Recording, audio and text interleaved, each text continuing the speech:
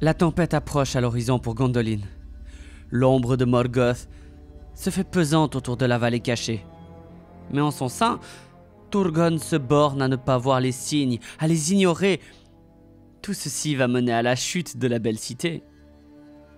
Mais avant ceci, je vous conseille vivement d'avoir vu la dernière vidéo qui parlait de Gondolin. Non qu'elle soit vraiment vitale, mais parce qu'elle explique la fondation et la vie dans la cité.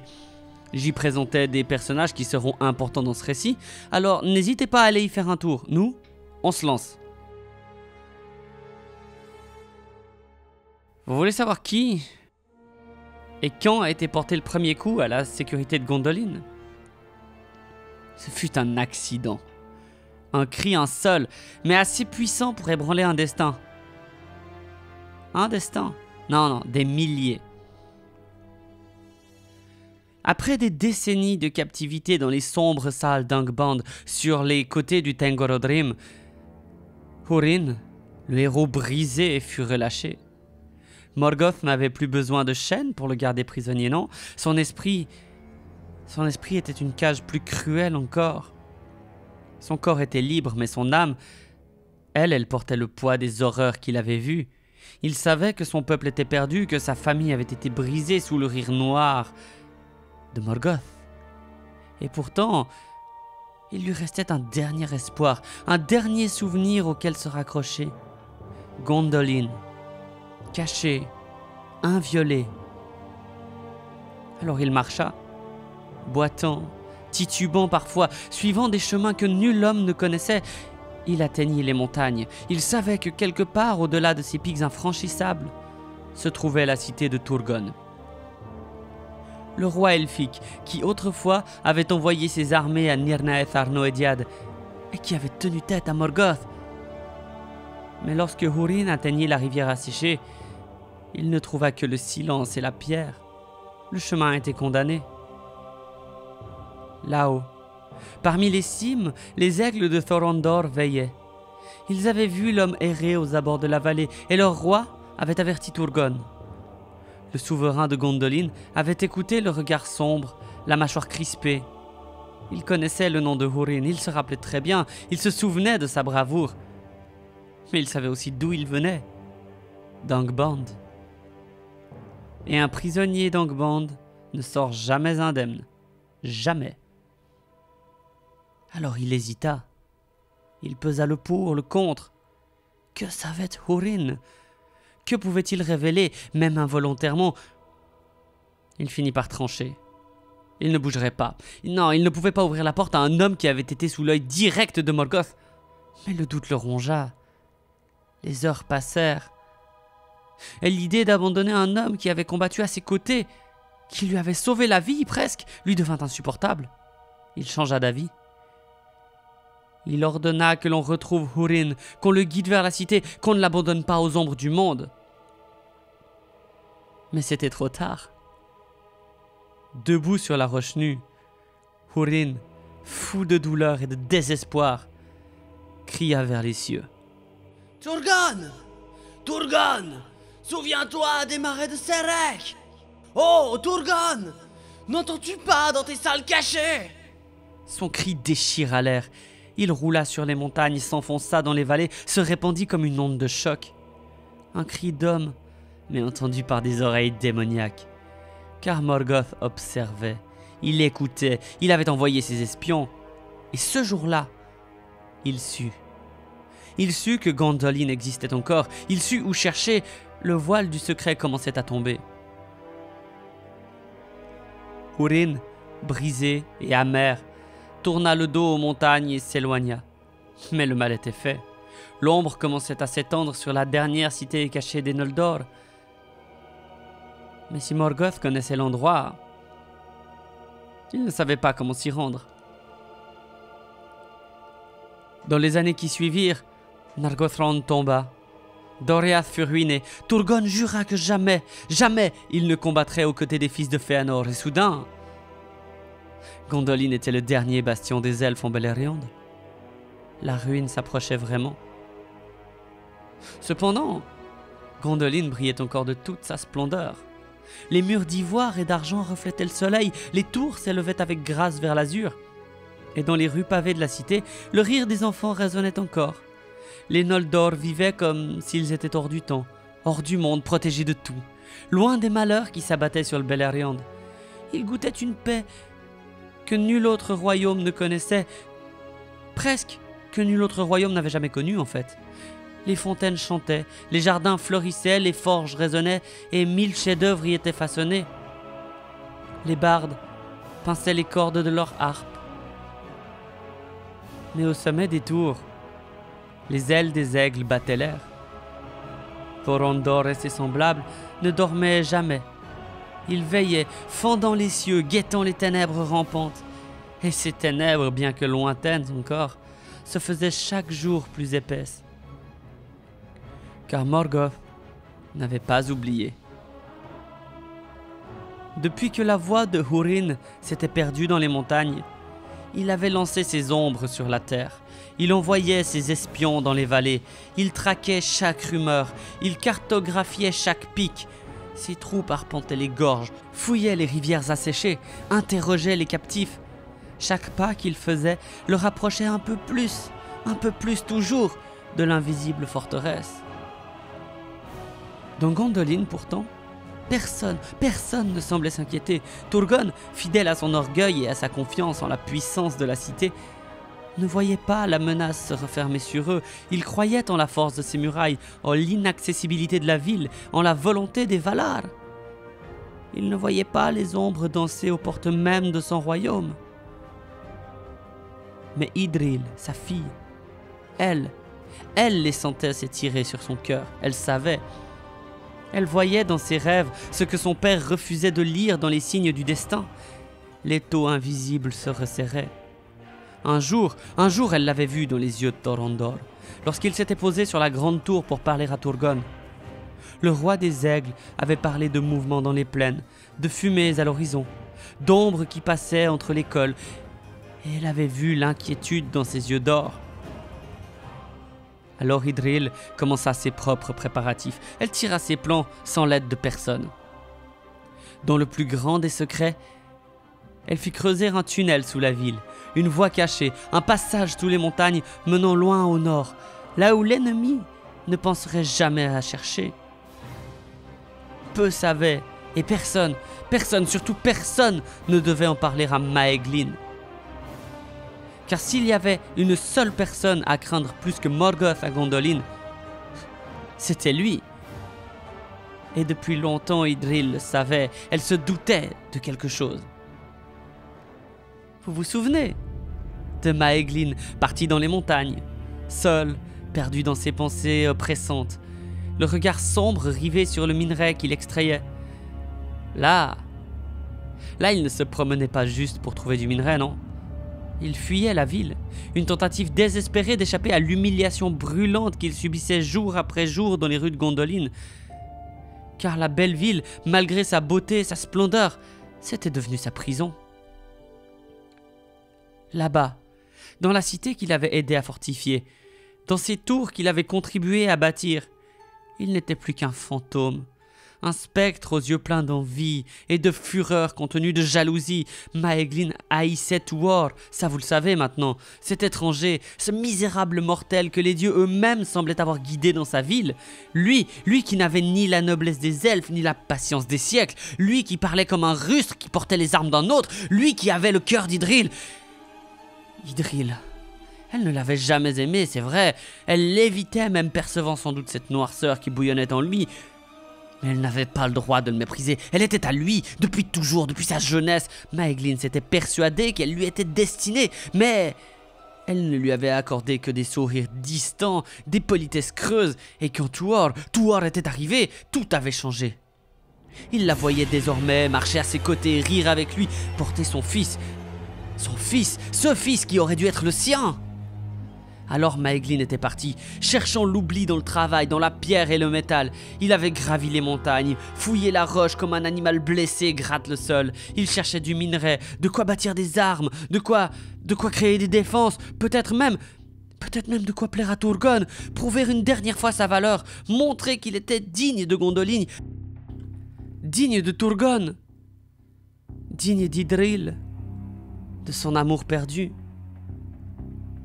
Mais ce jour-là, alors qu'il extrayait son minerai, les montagnes ne lui offrirent rien d'autre que la trahison.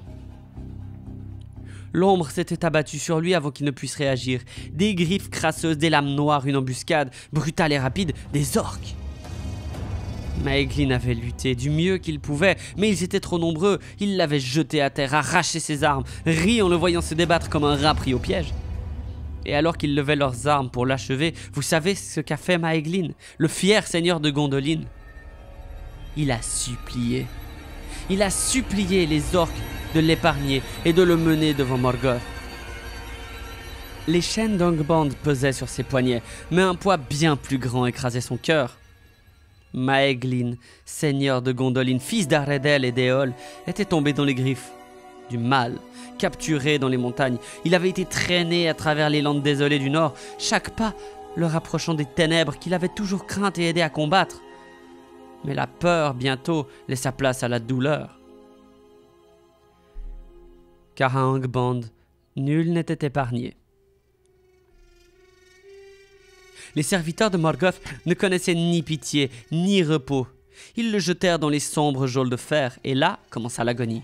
Il fut battu, affamé, brisé, ses os craquèrent sous les coups des orques, ses cris se perdirent dans des couloirs sans fin.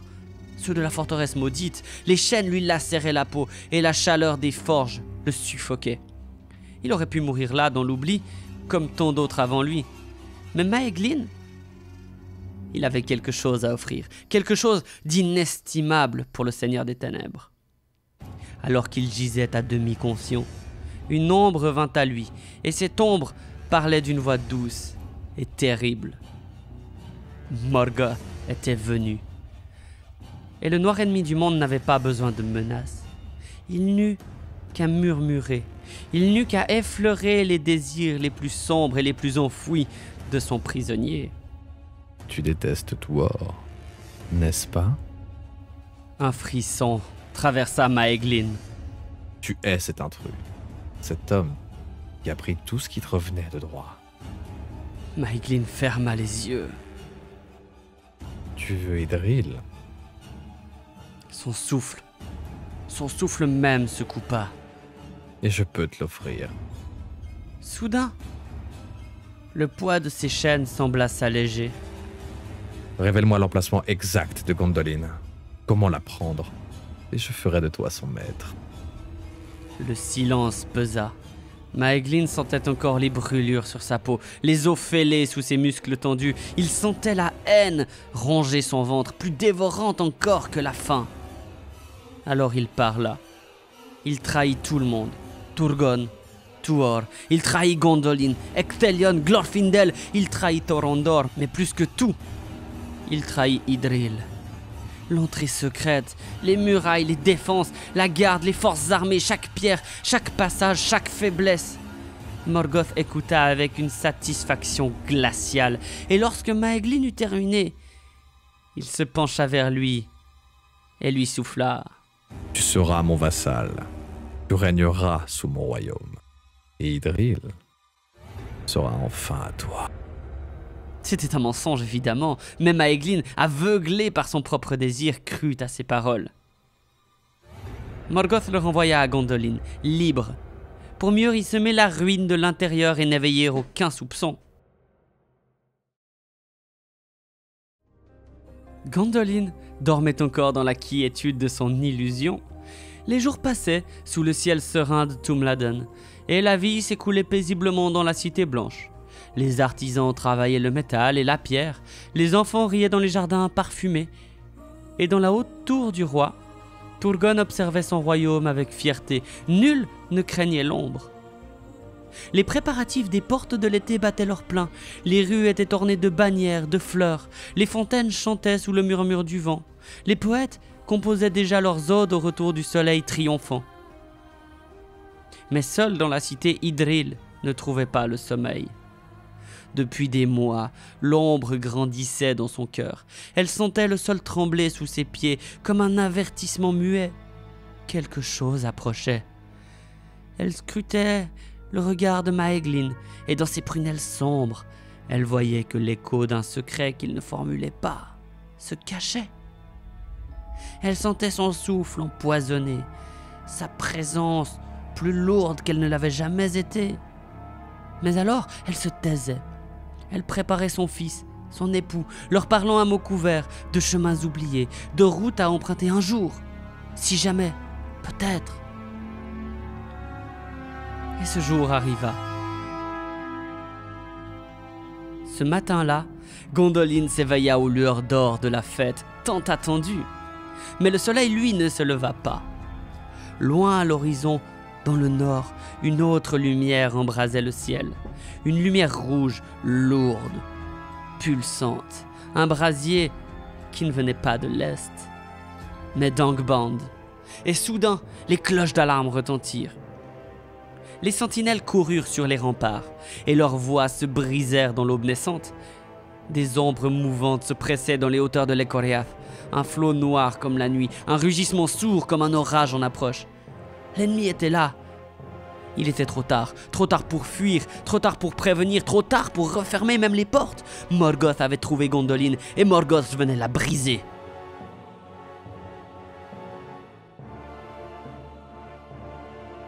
Alors que le glas résonnait dans la cité, les capitaines rassemblèrent leurs forces. Turgon, le roi de Gondolin, se tenait sur la tour blanche. En bas, ces guerriers de la maison du roi, reconnaissables à leurs armures étincelantes marquées du soleil de la lune du cœur rouge, formaient une dernière ligne de défense autour de son palais. Dans les rues en contrebas, Tuor appelait aux armes la maison de l'aile. Ces hommes, peu nombreux mais forts, coururent protéger les civils, leurs boucliers ornés d'une aile de cygne. Ils savaient que ce combat serait perdu d'avance, mais tant que la lumière de Gondolin brillait, ils ne reculeraient jamais. Soudain, une voix s'éleva dans la nuit, un cri de rage et de triomphe. Maeglin, le traître s'était révélé. Ce fut lui qui mena l'ennemi à la cité. Duilin et la maison de l'Hirondelle se tinrent au rempart, décochant leurs flèches par milliers. Ils abattirent des légions entières d'orques. Mais les dragons avancèrent inexorables. Un balrog monta sur les créneaux et, d'un seul coup de fouet, il jeta Duilin dans le vide. La maison de l'Hirondelle s'éteignit avec lui. Egalmoth et la maison de l'Arche Céleste se battirent au carrefour des Trois Fontaines. Leurs armures aux reflets d'arc-en-ciel luisaient sous la lueur du brasier. Ils tinrent longtemps, mais l'ennemi était trop nombreux. Egalmoth fut jeté au sol et écrasé par les armées de Morgoth. Il ne fut sauvé que par l'arrivée d'Ecthelion, dont on a parlé il n'y a pas longtemps. La maison du marteau de la colère, dirigée par Rogue, fut la plus héroïque. Ils étaient les plus grands forgerons et artisans de Gondolin, des guerriers massifs aux marteaux lourds, leur emblème gravé sur des boucliers de fer. En voyant la ville crouler sous les hordes de Morgoth, ils n'ont pas fui, ils ne se sont pas cachés, non, ils firent l'impensable. Ils chargèrent. Pas pour défendre, pas pour survivre, non, pour détruire. Rogue mena ses hommes dans une fureur sans nom, brisant les rangs de l'ennemi comme un orage sur la plaine. Ils massacrèrent des centaines d'orques. Les légendes racontent qu'ils tuèrent même plusieurs balrogs dans leur charge. Mais ils savaient que c'était une cause perdue, alors ils continuèrent, toujours plus loin, jusqu'à ce qu'ils atteignirent les portes nord, jusqu'à ce que le feu les consume.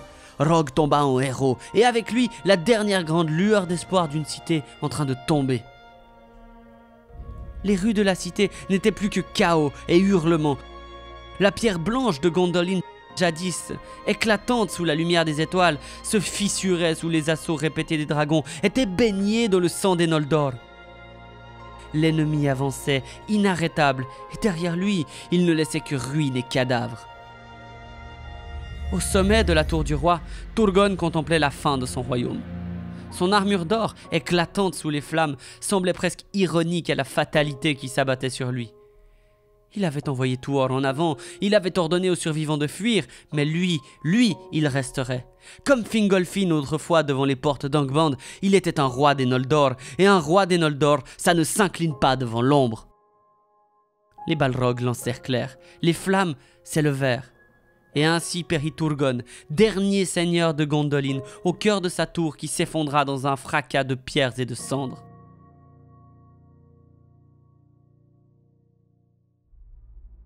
Mais ce n'était pas seulement de l'extérieur que Gondolin saignait. En son sein, un monstre rôdait encore. Maeglin, le traître, le serpent tapi dans l'ombre, vit enfin son heure venue. Tandis que les défenseurs mouraient dans les rues, il força son chemin jusqu'à la demeure de Tuor. Son regard brûlait de désir, non, pas pour la ville qu'il avait vendue, mais pour Idril, celle qu'il avait toujours convoitée en silence. Il s'empara d'elle violemment, attrapant Eärendil, son fils, dans ses bras. Dans le vacarme de la bataille, qui viendrait la secourir? Mais Idril n'était pas seulement une simple dame de cour ou quoi, et si vous avez cru ça, non, clairement pas. Elle se débattit, elle griffa son ravisseur, mordit sa main jusqu'au sang. Un cri, un hurlement, et derrière elle, une porte fracassée sous un coup de pied furieux. Tuor était venu. Il n'y eut pas de mots, pas de négociation, seulement du métal qui siffle dans l'air et la rage d'un père, d'un époux, d'un guerrier. Maeglin brandit son épée, mais il n'était pas un combattant à l'échelle de Tuor. Ils combattirent durant longtemps, échangeant des coups qui les menèrent sur les remparts. Le feu de la ville baignait leurs regards et faisait luire leurs lames. Alors Maeglin tenta de pousser Tuor du rempart. Il rata. L'homme frappa avec toute la force de sa haine et de son désespoir en retour. L'elfe noir recula, trébucha, et Tuor le saisit par le col. Maeglin, traître de Gondolin, hurla, tandis que Tuor le précipitait du haut des murailles. Il tomba, son corps fracassé contre les toits en ruine, avant d'être avalé par le brasier en contrebas. L'homme courut à sa demeure. Il s'agenouilla aux côtés d'Idril et d'Eärendil. Il les serra contre lui. Pas de répit, pas de temps pour les larmes, pas maintenant. La ville brûlait encore. L'ombre de Morgoth s'étendait. La ville avait besoin de Tuor. Mais il fallait fuir. Les flammes dévoraient les rues, les cris des mourants se mêlaient au fracas des pierres qui s'effondraient, l'air, saturé de cendres, emplissait les poumons des survivants d'une douleur âcre. Gondolin n'était plus qu'un tombeau de feux et d'ombres. Idril s'élança la première, et Eärendil serré contre elle, ses pieds nus frappant la pierre brûlante. Elle ne pleurait pas encore. Son regard était fixé droit devant elle, vers ce tunnel, cet objectif dont elle avait ordonné la construction en secret, avec la certitude qu'un jour, ce moment viendrait. Derrière elle, Tuor ouvrait la marche du peuple, l'épée en main, repoussant ceux qui tentaient encore de les rattraper. Ils coururent, se faufilant entre les murs effondrés, enjambant les corps, contournant les bras tendus des blessés qu'ils ne pouvaient plus sauver, la douleur en leur cœur. Certains portaient encore l'armure de la bataille, d'autres n'avaient que des haillons ensanglantés, mais tous portaient sur leur visage le même masque de terreur et d'incrédulité. Gondolin était tombée. Le tunnel était leur unique espoir, un passage sombre, froid, creusé à l'abri des regards. Une fois à l'intérieur, le silence. Le silence était presque plus assourdissant que le vacarme de la guerre. Le seul bruit était celui des pas précipités et des sanglots étouffés du peuple qui les suivait. Ils avancèrent, aucun ne regardait en arrière. Mais le destin n'avait pas fini de les éprouver. À la sortie du tunnel, ils se retrouvèrent face aux cimes noires de l'Ecoreath, où les cendres de Gondolin retombaient en une fine neige grise. Il leur fallait descendre, mais l'ennemi était sur leurs talons. Des patrouilles d'orques sillonnaient déjà les montagnes, flairant le sang, flairant la peur. Idril prit Eärendil contre elle et s'élança la première sur les pentes abruptes. Elle ne faiblit pas, elle ne vacilla pas, même lorsque le vent glacé lui mordit la peau, même lorsque son fils, tremblant, s'accrocha à elle en un sanglot. Elle était la fille de Turgon, la princesse de Gondolin. Elle ne tomberait pas ici, non. Derrière elle, Tuor menait la charge. Il abattait ceux qui tentaient de leur barrer la route, frappant avec la fureur d'un homme qui avait déjà tout perdu. À ses côtés, les derniers représentants des 12 maisons donnaient leur ultime force. Les guerriers du marteau de la colère, bien que brisés, combattaient avec l'acharnement des condamnés. Leurs armes étaient ébréchées, leurs boucliers brisés, mais ils tenaient bon, protégeant les faibles et les blessés. Le chemin était long, chaque pas résonnait comme un écho de deuil. Certains tombèrent fauchés par la fatigue ou par les flèches ennemies. D'autres s'arrêtaient le regard vide, incapables de continuer après avoir vu leurs proches mourir sous leurs yeux. Idril ne s'arrêta jamais, elle. Elle porta son fils jusqu'au bout. Ses bras lui brûlaient. Et quand enfin ils atteignirent la vallée du Sirion, le silence s'abattit sur eux comme une chape de plomb. Plus de cris, plus de flammes, juste le bruissement de la rivière et le souffle du vent. La tristesse allait les assaillir très vite. Ils étaient vivants, mais à quel prix? Idril s'effondra sur la rive, tenant Eärendil contre elle. Son corps était couvert d'éraflures, son visage de suie et de larmes qu'elle ne s'était pas permise de verser jusqu'à cet instant. Autour d'elle, les survivants s'écroulèrent à genoux, certains priant en silence, d'autres murmurant des noms qui ne trouveraient jamais de réponse.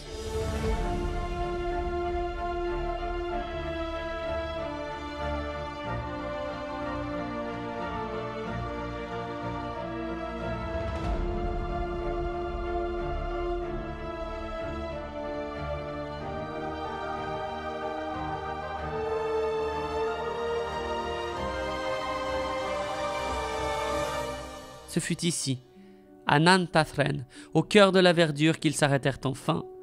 Ils allumèrent des feux non pour la guerre, mais pour la mémoire. La veillée fut silencieuse, ponctuée de soupirs, des pleurs et de murmures. Tuor prit alors son corps. Une note grave et profonde s'éleva dans la nuit, emplissant l'air d'une tristesse infinie.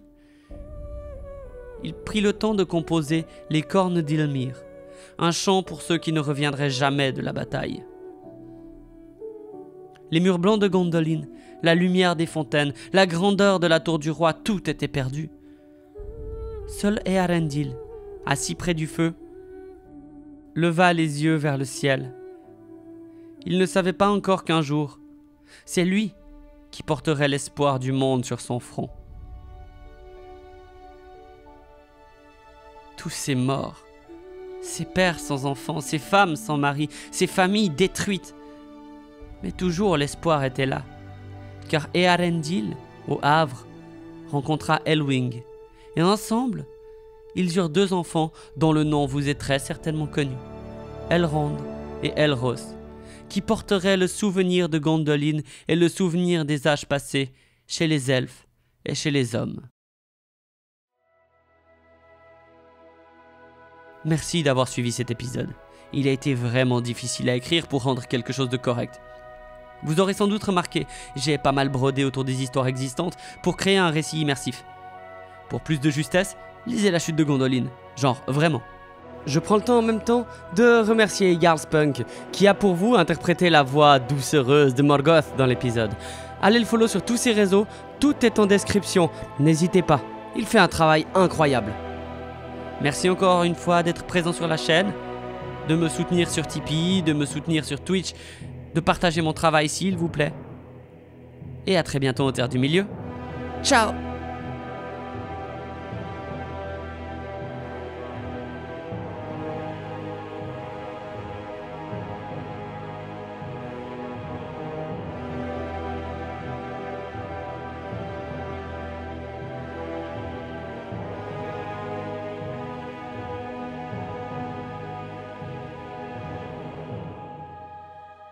Wow.